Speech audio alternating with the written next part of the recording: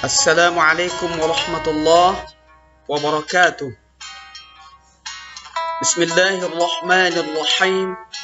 Alhamdulillahi rabbil alamin. Wassalatu wassalamu ala ashrafil mursalin Sayyidina Muhammadin wa ala alihi wa sahbihi ajma'in.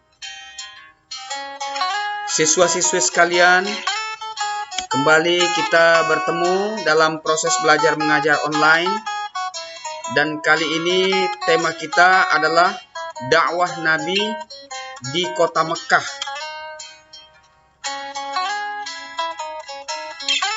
Mudah-mudahan materi ini dapat diikuti dengan seksama dan mendatangkan manfaat buat siswa-siswi sekalian.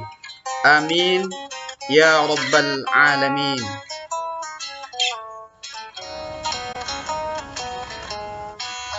Baik, kita awali dengan strategi dakwah Rasulullah Sallallahu Alaihi Wasallam di Makkah.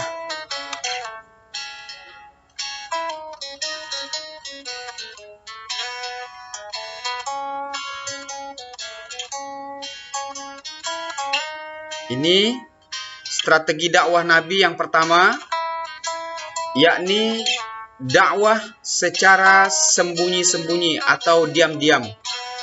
Hal ini berlangsung selama lebih kurang 3 tahun. Dakwah secara sembunyi-sembunyi berhasil mengislamkan pertama Siti Khadijah, istri Nabi Sallallahu Alaihi Wasallam. Yang kedua, Abu Bakar As-Siddiq, ya. Kemudian yang ketiga, Ali bin Abi Thalib. Kemudian yang keempat, Zaid bin Harithah. Kemudian yang kelima, Uthman bin Affan. 6, Zubair bin Awam. 7, Sa'ad bin Abi Waqqas. 8, Abdurrahman bin Auf. 9, Talhah bin Ubaidillah. 10, Abu Ubaidillah bin Jarrah. 11, Arqam bin Abil Arqam. 12, Fatimah binti Khattab beserta suaminya Sa'id bin Zaid al-Adawi. Nah, mereka semua ini, orang-orang yang pertama kali masuk Islam ini, itu dikenal juga dengan istilah as-sabiqunal awwalun, atau orang-orang yang pertama kali memeluk Islam atau masuk Islam. Inilah strategi dakwah Nabi yang pertama.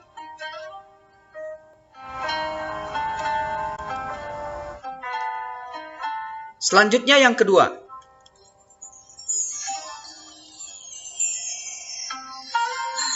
Adapun strategi dakwah Nabi yang kedua adalah dakwah secara terang-terangan.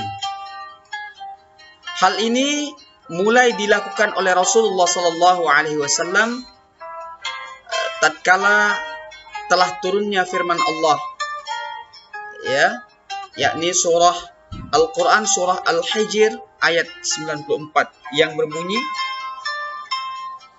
A'udzu billahi minasyaitonir rajim. Bismillahirrahmanirrahim. Fasda' bima tu'mar wa a'rid 'anil musyrikin. Artinya, maka sampaikanlah Muhammad secara terang-terangan segala apa yang diperintahkan kepadamu, dan berpalinglah dari orang yang musyrik atau orang-orang musyrik. Setelah turun ayat itu, Rasulullah Sallallahu Alaihi Wasallam mulai intensif berdakwah secara terang-terangan.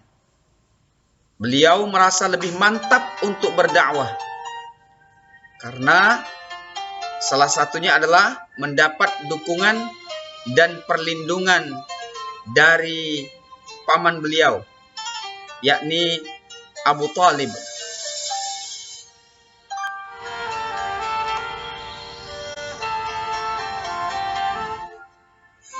Selanjutnya, mari kita lihat faktor-faktor yang menyebabkan kafir Quraisy menentang Islam dan kaum muslimin.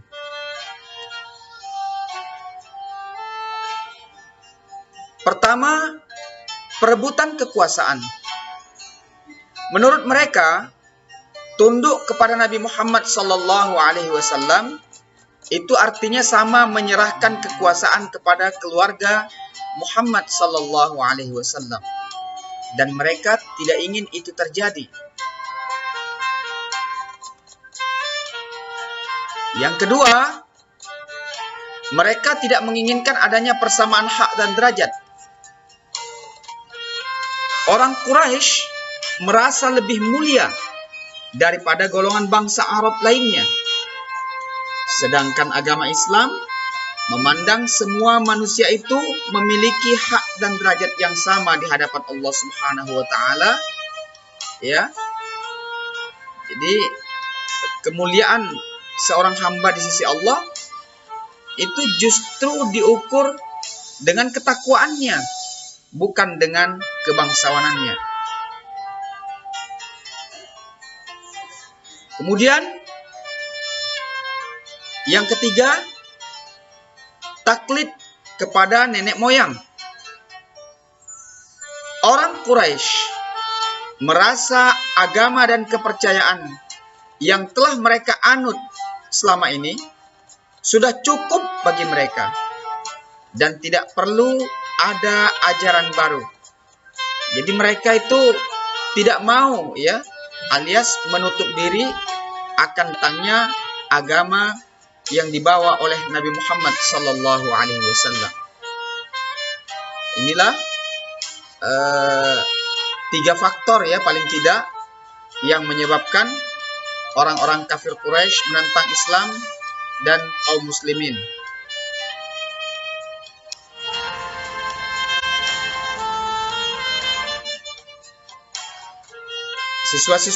Siswa-siswi sekalian, selanjutnya mari kita lihat, ya, beberapa perlakuan orang-orang kafir Quraisy terhadap Nabi Muhammad SAW, ya, yang merupakan wujud kebencian mereka kepada Nabi.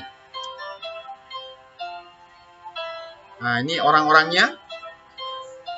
Pertama, ada seseorang yang bernama Hakam bin Aus dan Uqbah bin Muhit pernah meletakkan kotoran-kotoran ke punggung Nabi SAW saat beliau sedang sholat.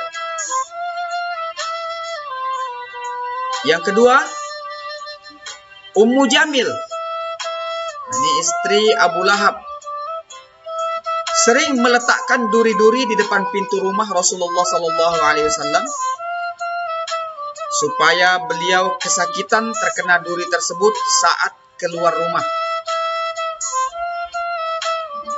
Kemudian yang ketiga, Nabi Muhammad SAW pernah dipukul saat berada di masjid oleh sekelompok orang-orang kafir Quraisy. Yang keempat, Rasulullah SAW pernah dicaci maki dan dilempari batu oleh para pemuda Taif ketika beliau berdakwah di daerah tersebut. Adakah hal ini menyurutkan dakwah Nabi? Sama sekali tidak. Ya, jadi itulah beberapa tantangan yang dihadapi langsung oleh Nabi, ya, perlakuan orang-orang kafir Quraisy terhadap beliau yang sangat tidak pantas.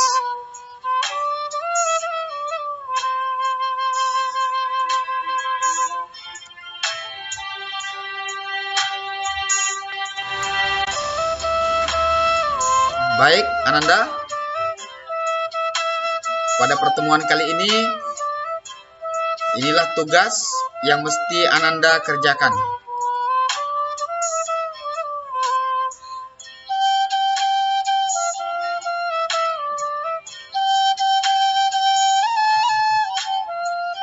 Ya, cukup jelas tugasnya. Silahkan dikerjakan secepatnya, jangan menunda-nunda dan jangan menumpuk-numpuk tugas, ya, supaya tidak menjadi beban. Oke, selamat mengerjakan. Akhirul kalam, mohon maaf jika ada salah-salah kata, dan Bapak berharap semoga materi ini bermanfaat. Ya, amin ya rabbal alamin. Akhirul kalam, wassalamualaikum warahmatullahi wabarakatuh.